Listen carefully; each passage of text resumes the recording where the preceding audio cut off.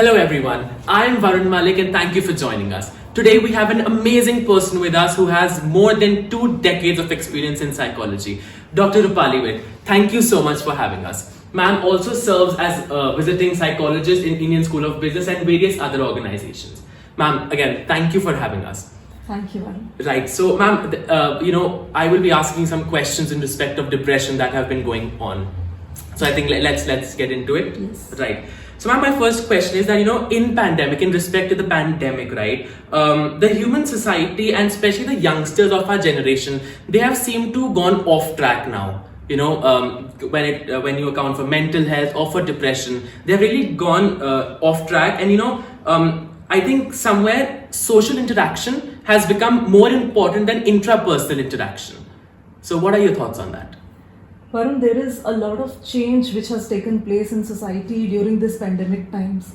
See, earlier when there was a system, you take an example of school children or college children or even the working professionals. There was a routine, they were getting up, going to a school or to a workplace, and they were interacting with many people. Now during pandemic, there are so many changes happening, they are just stuck inside homes. And what they are interacting with is just the virtual world. Right. So there is a very limited interaction which happened with people of their age group, their colleagues. So social interaction was missing and it was just that virtually. So that has affected their mental health for sure.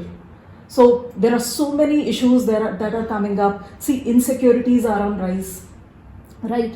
Then if we talk of students, specifically junior age groups, they have some are just off track from studies, right? And then mental health concerns like anxieties are on rise, insecurities like I mentioned, sadness, So these are all the concerns which are increasing. And another one which is very, very prevalent these days is when you are doubting, there is an extreme fear or phobia. What if I touch this? So maybe something related to obsessions. So, ma'am, do you think that this interaction, that we have, like you said, been sitting in our homes, not having that much of a social interaction, somewhere it has not only given rise to anxiety, but also overthinking, which can actually lead to more severe of mental health conditions? See, Varun, when you said overthinking, that is one symptom of depression or anxiety, we can say. Because that is one cause of depression or anxiety when somebody is just going over and over. Because, there is I will not say no vent, I'll say limited vent to emotions. So I am just sitting in my room, in my office. Yes, there are other students in the classroom or other people in the boardroom meetings and all that, but that human touch, we are social beings, right? So it is just me in that room. So that somewhere is leading to overthinking, which is a very big symptom, or I can say that is one cause of depression or anxiety. Absolutely. Ma'am, there is this one report that I'd like to quote as well. So, according to UNICEF's report on mental wellness and being, only 41% of young people in India sort of give validation or approve having therapy or, taking help when it comes to mental health issues. So, I really want to know, what do you think about this disparity that has, grown into our society? See, now times are changing actually, but still there is a stigma attached. People are very comfortable going for medical issues to a doctor and they will tell that, yes, I have consulted this doctor and that. Now, when it comes to mental health issues, there is a stigma attached. Even the parents, they do not want to tell anybody that, my son or my daughter is suffering from depression or anxiety and we are seeking psychotherapy.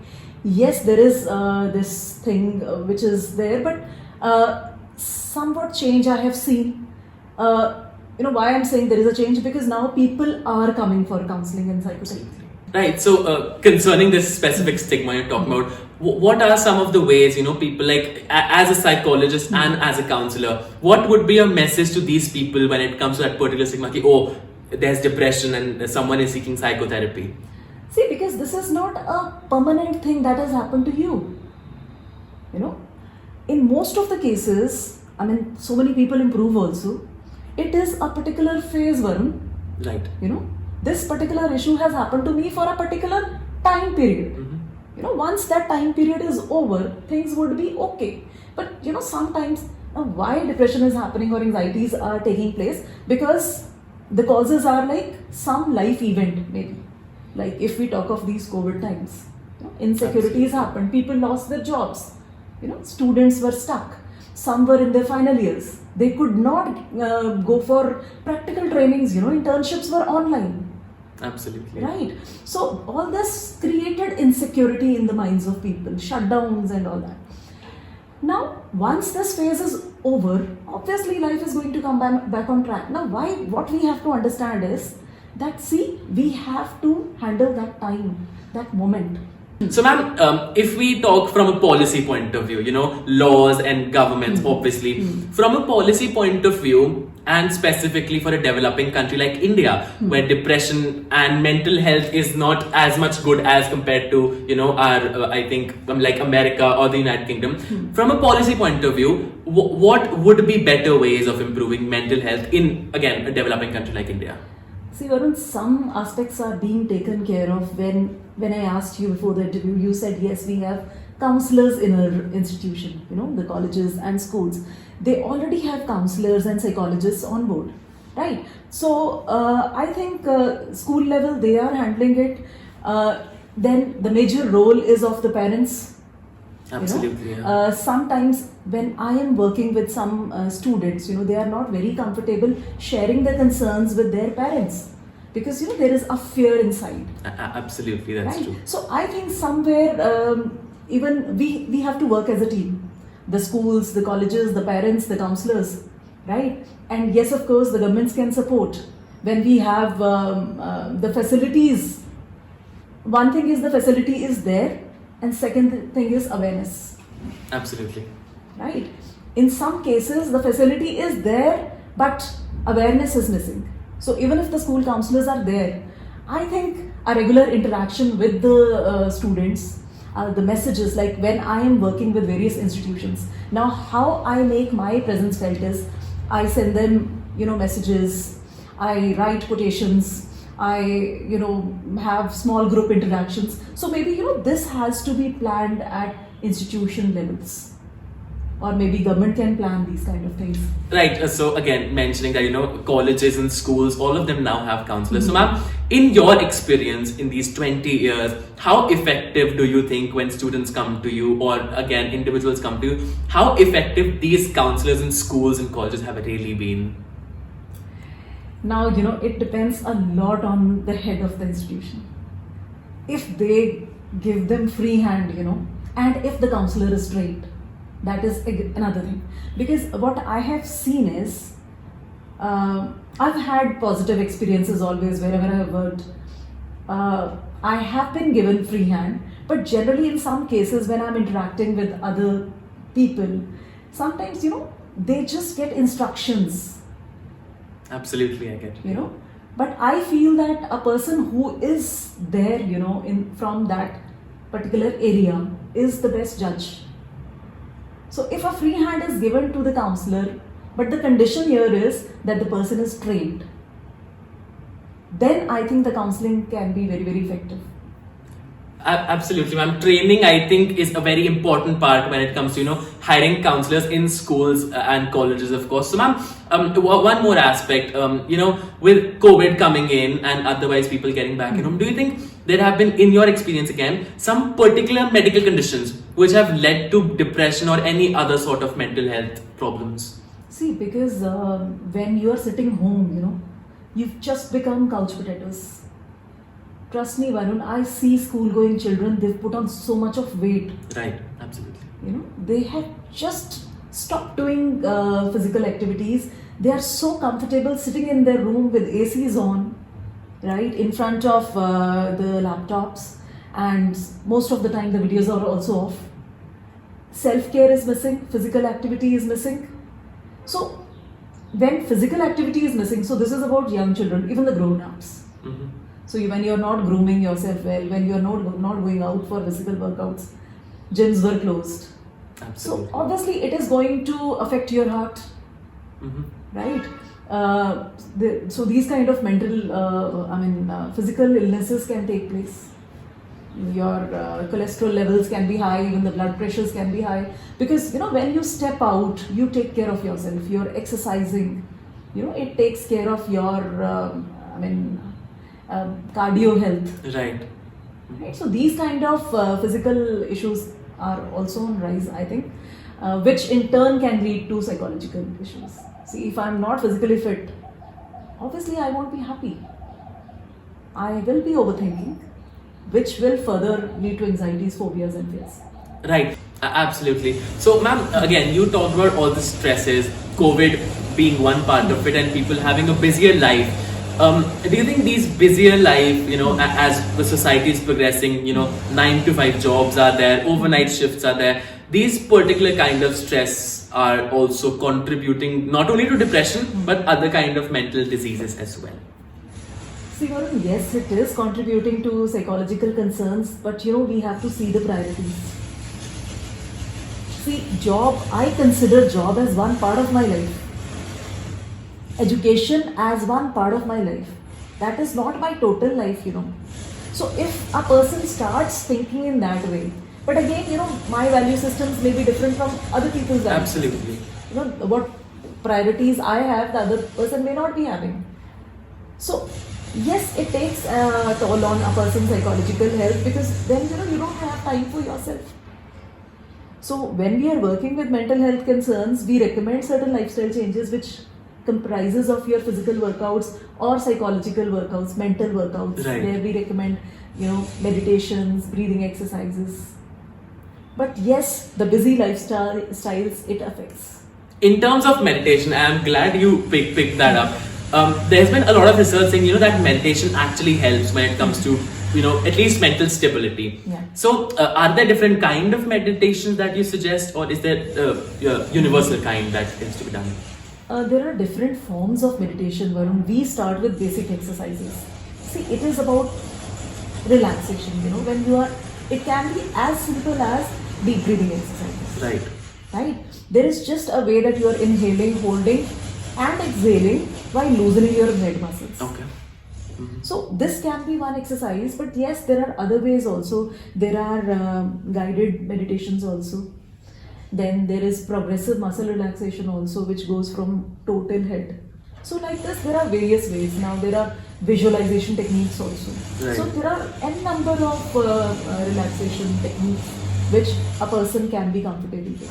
You can pick any one. Right.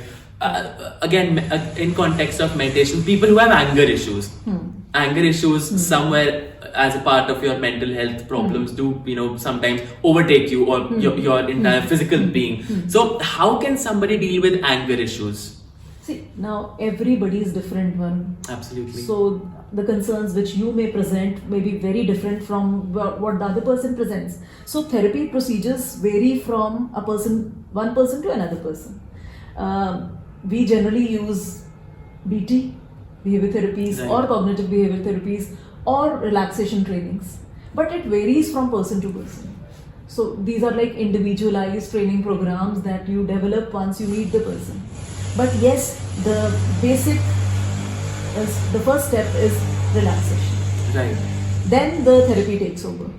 Cognitive behavior, rational emotive therapy, or any other form of therapy. So roughly, what is the timeline of someone who is, say, mild or severe case of depression or any other mental illness? Roughly the timeline. Generally, we say 7 to 8 sessions. Right. And the duration of session is approximately an hour. But then in between the gap can be 1 week or 2 weeks depending on the severity of the issue. But again, it varies from case to case. But generally 7 to 8 sessions are recommended. Those cases improve, Varun, who are actually particular. And they come for the therapy sessions and then they follow the procedures, the recommendations which are given. 7 to 8 sessions I think is enough. The reason is, if the problem started maybe few years back, like suppose the problem started 3 years back, you can't undo that in a month or so. Absolutely, yes. Absolutely. So it takes time, that patience is required. In your again, in your entire, you have very vast experience when it comes to counseling. In your all these years of experience, what have been the major causes of depression, and how have you treated them? See, the causes can be many. In generally, family issues, something related to the person's past life, the upbringing issues.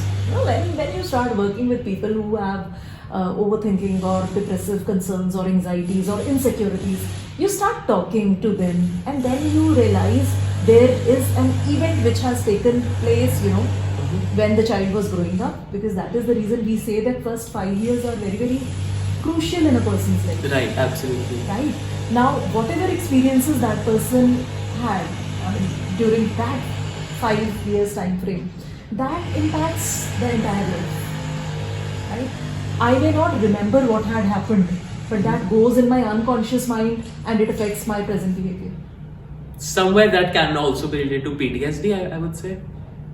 It can be traumatic, post-traumatic stress disorder. And what are the complexities that, if you have dealt with PTSD clients, what have been the complexities in those cases?